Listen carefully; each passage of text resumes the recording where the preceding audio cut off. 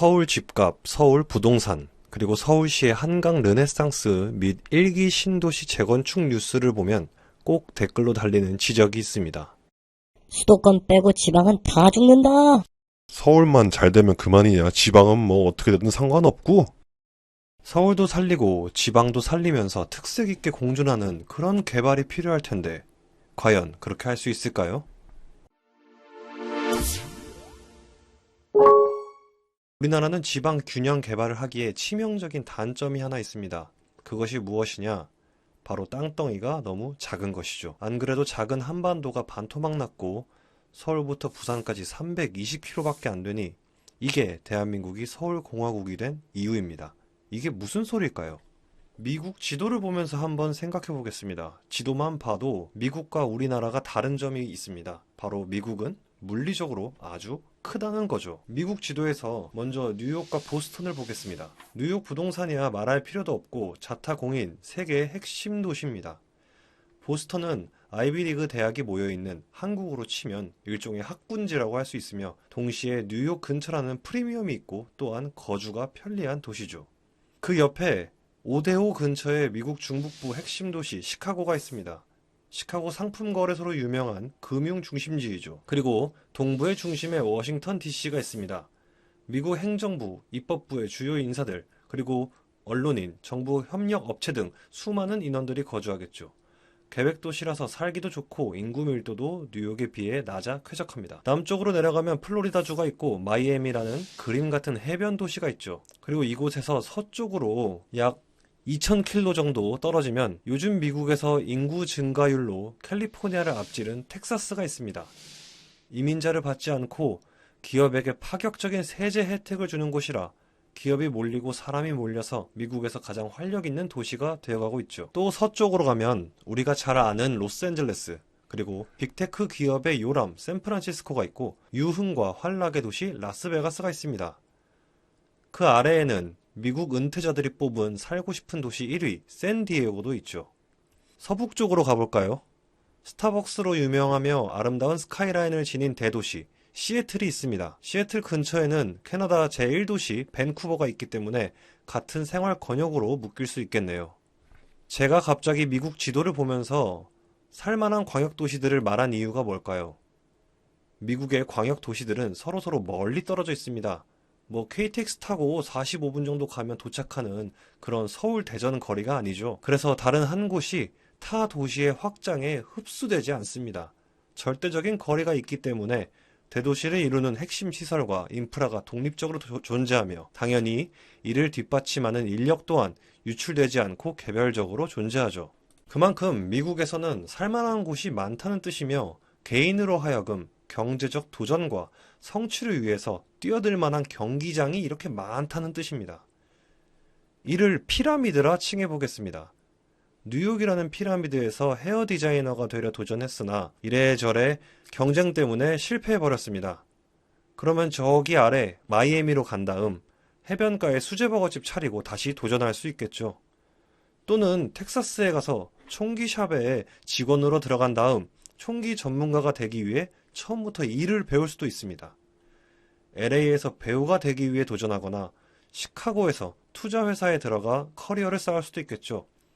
그리고 그들 중 어느 곳 한 곳에서라도 무언가 성취한다면 이 거대한 피라미드 한 곳에서 나의 터전을 읽을 수 있게 되는 것입니다. 그러나 이러한 상황이 우리나라에서는 좀 힘듭니다.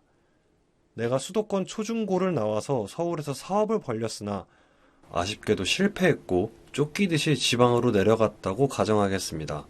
다시 도전하려 한다 해도 안타깝게도 서울만큼 기회가 있지는 않을 겁니다. 그렇다고 서울에 계속 있자니 만나는 사람들도 동종 직종 사람들도 서울에 있다면 결국은 마주치게 될 테니 비교와 시선에서 자유롭지 못할 겁니다. 새로운 곳에서 시작하는 새로운 도전이 존재하기 쉽지 않은 상황입니다. 부산의 백화점들이 폐점하고 있다고 합니다. 한국 제2의 도시 부산마저 이제는 활력을 잃고 인구가 감소하고 있습니다. 지방 소멸에 여러 이유가 있겠지만 가장 큰 원인은 저는 교통의 발전 때문이라고 생각합니다. 천안 아산에서도 서울로 출퇴근이 가능한 세상입니다. 서울과 수도권이 충청도와 강원도, 경상북도의 인프라를 빨아들이고 있고 지방분들이 고향에서 계속 살아도 될 이유를 가져가고 있습니다. 부울경 지역에서 수도권 접근성이 점점 좋아지고 부울경의 인프라와 인적 밀집이 수도권에 비해 경쟁을 이뤄가고 있기에 사람들 또한 수도권으로 빠지고 있는 것이죠. 지방을 수도권과 더 빠르고 더 원활히 이어주기 위해 교통을 발전시켰는데 이것이 역설적으로 지방을 흡수당하게 만드는 것입니다. 그렇다면 어떻게 할까요? 러다이트 운동이라도 해서 교통망을 역행시켜야 하나요? 이것이 말이 안 되는 소리인 만큼 우리는 홍콩과 싱가포르처럼 마치 도시 국가들처럼 모두가 서울이라는 큰 피라미드만 바라보며 살아가야 할까요? 아닙니다. 미국과 같이 물리적으로 상당히 먼 지역에 새로운 권역을 설계하는 것은 현실적으로 힘들지만 기존의 권역을 확장하는 방안으로 현 상황을 타개해야 합니다. 수도권이 넓어지는 것이죠. 우선 수도권 서북부에서부터 경기 서남부, 천안, 세종, 대전을 아우르는 권역이 앞으로의 발전축이 될 것입니다. 삼성전자의 시스템 반도체 클러스터가 용인시 남사읍에 들어섭니다. 투자 금액 20년간 300조 원이 투입되고 삼성전자 화성 캠퍼스, 평택 캠퍼스와 연계될 것입니다. 고용 유발은 160만 정도로 추산되고 있습니다. 지난 1월 새로 오픈한 수원 스타필드가 1호선 화서역 근처에 생겼습니다. 경영진은 이렇게 생각했을 것 같습니다. 장기적인 안목으로 보기에 수도권은 향후 응축되기보단 확장해야 하는 것이 숙명이라는 것을요. 기업들이 움직이는 것에는 그럴 수밖에 없는 당위성도 있을 것이고 그들의 움직임 자체가 새로운 패러다임이 되기에 자의반, 타의반으로 그러한 결정을 하였다고 생각합니다. GTX ABC 노선, 그리고 2030년대에 촘촘하게 완성될 도시철도 계획 또한 장기 플랜의 일부입니다. 33년까지 계획된 기존 철도 지하철 노선 연장과 GTX 그리고 경전철 노선을 보시면 이해에 도움이 될 것입니다.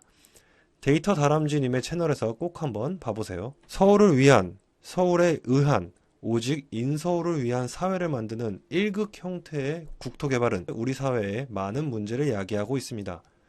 이를 개선한다는 명목으로 2000년대부터 정반대의 스탠스인 지방균형 개발 정책이 있었는데요. 세종시와 같은 개발이 공무원 도시를 탄생시켰으나 역시 허허벌판에 갑자기 삽을 꽂고 계획도시를 만드는 것은 외떨어 떨어진 점조직 같은 도시만 만들어냈을 뿐 부울경과 같은 하나의 권역을 형성하는 것은 역부족이었습니다. 그래서 이 양극단 방식의 중간적 성격을 지닌 수도권 확장이 그나마 나은 대안으로 여겨집니다. 미국의 동부 해안 인구 밀집 지역, 중국의 해안가 지역 일선도시 클러스터와 같은 광역 대도시망을 만드는 것이 우리나라에겐 차선책이 될 것 같습니다. 현 정부의 메가서울 구상이나 30년대 교통망 구축이나 모두 장기적으로는 수백 킬로에 달하는 거대한 메트로폴리탄 권역을 만들기 위한 플랜이라고 생각합니다. 서울에 가고자 하면 쉽게 갈 수 있으나 서울에서 굳이 거주할 필요는 없는 그런 도시망을 만든다면 과한 인구 밀도로 인한 단점은 상쇄하고 인프라 밀집의 장점을 살릴 수 있지 않을까요? 여러분들의 생각은 어떤지 댓글로 알려주세요.